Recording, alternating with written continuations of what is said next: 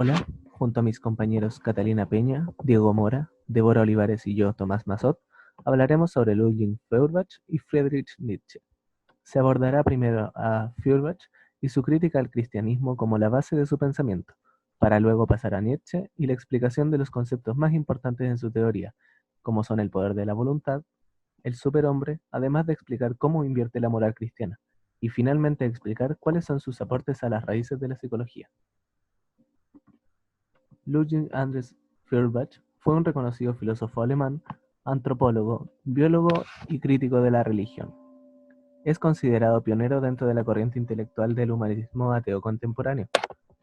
Nace en Landshut, Baviera, en 1804. Hijo del filósofo y criminalista alemán Paul Johann Armstrong von Feuerbach, estudió teología en Berlín. En esta misma ciudad fue discípulo de Hegel. Si bien al principio estuvo muy influenciado por él, rápidamente criticó la ideología de su maestro, siguiendo dos ejes que fueron la base de su pensamiento: la concepción antropológica de toda religión y la crítica materialista de todo pensamiento especulativo. Su carácter crítico sobre la religión no le permitió ejercer la docencia hasta la Revolución de 1848, cuando, reclamado por sus alumnos de Heidelberg, profesó durante un semestre su teoría de la religión. Feuerbach se convirtió en el maestro del pensamiento de los jóvenes hegelianos. Feuerbach es un seguidor de la tradición humanista, por lo tanto, sitúa al humano como eje y centro del pensamiento. Debido a esto, la rama principal para estudiarlo corresponde a la antropología. También plantea que las pretensiones y pensamiento religioso son unas características específicas del ser humano, que está presente en este desde hace miles de años. Por esta razón, la religión queda circunscrita a la antropología. Por consiguiente, Feuerbach niega la existencia de Dios, ya que él postula que el humano crea a la divinidad y no a la inversa, y esto lo hace proyectando en él su imagen idealizada. Dios correspondería a la imagen de lo que el hombre necesita y desea, pero que no está a su alcance, o por lo menos no de manera inmediata. Feuerbach entiende que la filosofía es completamente independiente de la religión. Su tarea es criticarla y no fundamentarla. Aquello que el hombre necesita y desea, pero que no puede lograr inmediatamente, es lo que proyecta en Dios. Cuanto más engrandece el hombre a Dios, más se empobrece a sí mismo. Feuerbach fue quien empezó a matar a Dios y empezó a devolverle la dignidad al hombre, pensamiento que inspira e influencia a otros pensadores, entre ellos Nietzsche, quien años después combate la moral impuesta por las religiones para dar origen a la aparición del superhombre. A continuación, analizaremos un par de frases. El hombre dice de Dios aquello que cree de sí mismo. Como dijimos anteriormente, el hombre en Dios percibe lo que él es esencialmente. El hombre nunca dejará de aumentar el conocimiento que tiene de sí mismo, y en todo momento seguirá persiguiendo lo que sea su esencia. Por tanto, el situar al hombre dentro de la posición de la divinidad le regresa su dignidad y su esencia. Feuerbach solo quita el manto que impedía ver claramente a los hombres lo que es el hombre en sí mismo. La segunda frase a analizar es: el secreto de la teología es la antropología. ¿A qué se refiere Feuerbach con esto?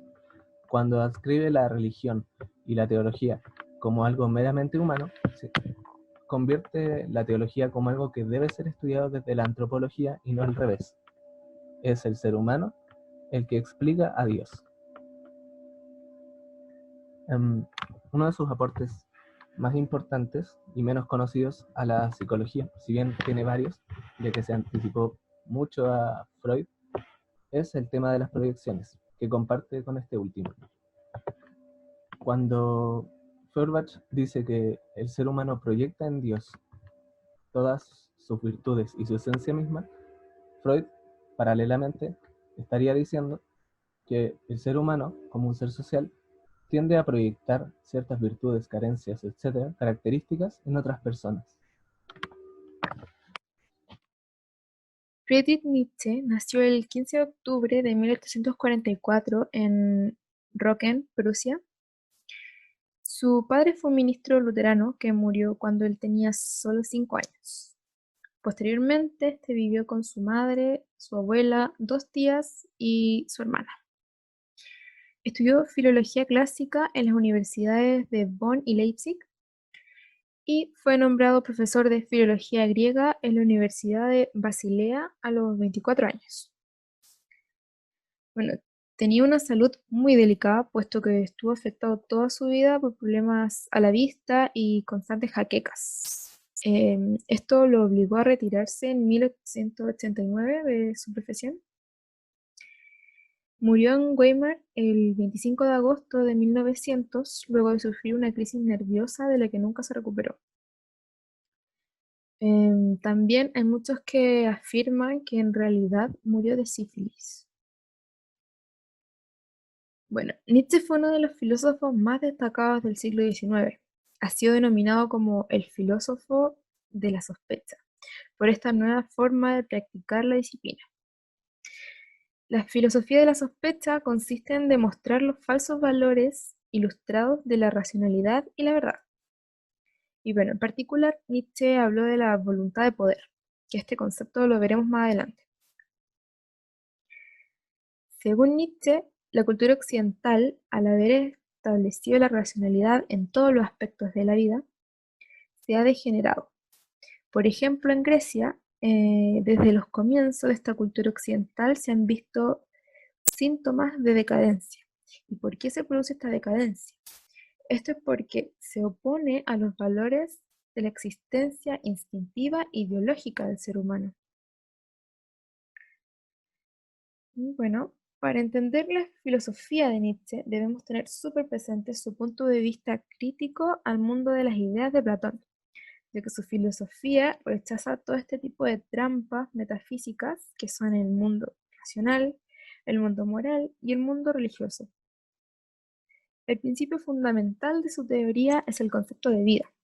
Y para entender este concepto tenemos que tener muy presente que es la negación del mundo racional que Platón expone. O sea, para él es totalmente lo contrario a las ideas de Platón. Como mencionamos anteriormente, Nietzsche intenta demostrar la falsedad de los valores ilustrados. Por ejemplo, la razón. En la diapositiva se presenta el siguiente postulado. El ser humano no es razón, sino voluntad. Para explicar este postulado, Nietzsche va a introducir un concepto bastante importante que corresponde al de voluntad de poder.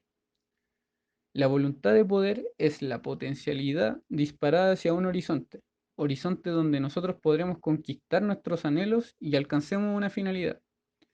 El hombre por naturaleza siempre desea tener más, pero también desea mantener lo que ya tiene.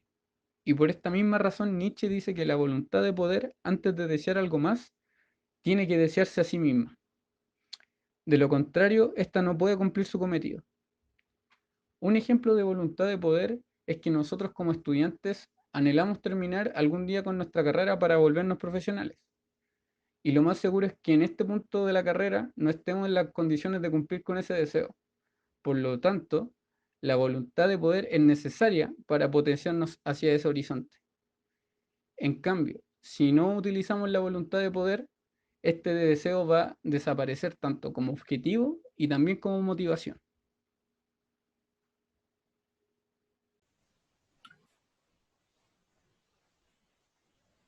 Otro concepto importante que introduce Nietzsche es el concepto de superhombre. Pero para poder entender lo que es el superhombre, primero tenemos que entender qué era el hombre para Nietzsche. Como explicamos anteriormente, el hombre para Nietzsche corresponde a voluntad y no a razón, en primer lugar. Y en segundo lugar, el hombre corresponde a un ser mediocre.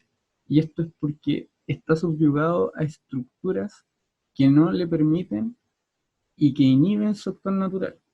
Algunos ejemplos podrían ser la religión y la sociedad.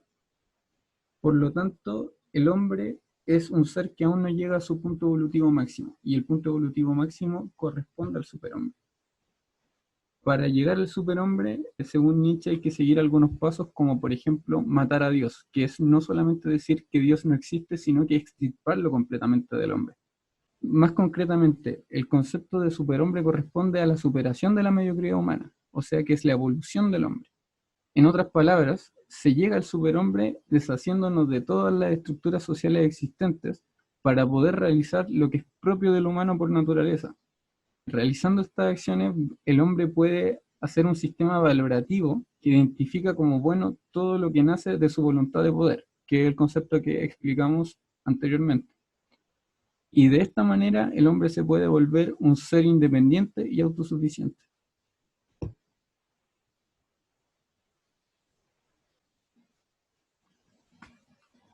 Ahora pasaremos a analizar algunas de las frases de Nietzsche que aluden principalmente a la religión. Primero tenemos, la decisión cristiana de considerar al mundo feo y malo ha hecho al mundo feo y malo. Lo que tenemos que entender es que Nietzsche considera la moral cristiana como algo antinatural, debido a que la moral cristiana gira en torno a Dios y no gira en torno al hombre. Por lo tanto, como todo lo bueno y lo bello pertenece a Dios, todo lo feo y lo malo va a pertenecer a lo terrenal, y por lo tanto al mundo, como dice en la primera frase. Por esta misma razón, podemos decir que Dios impone un rechazo ante lo natural. Y esto es lo que vamos a ver en la segunda frase, que dice, Dios es un pensamiento que tuerce todo lo que es recto. Por lo tanto, Dios es algo que va a torcer todo lo natural, ya que es algo que se antepone a él, porque no es todo lo bello y lo bueno, sino que es simplemente lo natural. En estas dos frases se puede apreciar cómo Nietzsche da vuelta a la moral cristiana y cómo reafirma su recelo contra la religión. Nietzsche participó de manera importante en la filosofía contemporánea, específicamente en la reivindicación de la contingencia y la finitud, también en la sospecha del carácter infundado y de la idea de Dios y de lo absoluto. Esta participación no fue de manera directa, fue más bien una influencia hasta en doctrinas políticas tan opuestas como el nazismo y por otro lado el anarquismo. Esto influenció a figuras importantes como Jasper, Ortega, Gasset e incluso Freud, con el que tiene importantes semejanzas en diferentes aspectos, principalmente en el papel que ambos dan a lo humano. Freud muchas veces ha intentado negar esta relación, pero es evidente que Sigmund Freud se basó en algunos planteamientos de este para escribir la teoría del psicoanálisis. A grandes rasgos, él intentó elaborar un modelo de funcionamiento psicológico consciente, pero siempre ha sostenido que los principales determinantes de la conducta son el inconsciente. Para realizar este trabajo, recopilamos información de distintas páginas de internet, tales como cielo.org, eudoroterrones.blogspot, también de Webdianoia, y por otra parte utilizamos el libro Voluntad de Poder de Friedrich Nietzsche.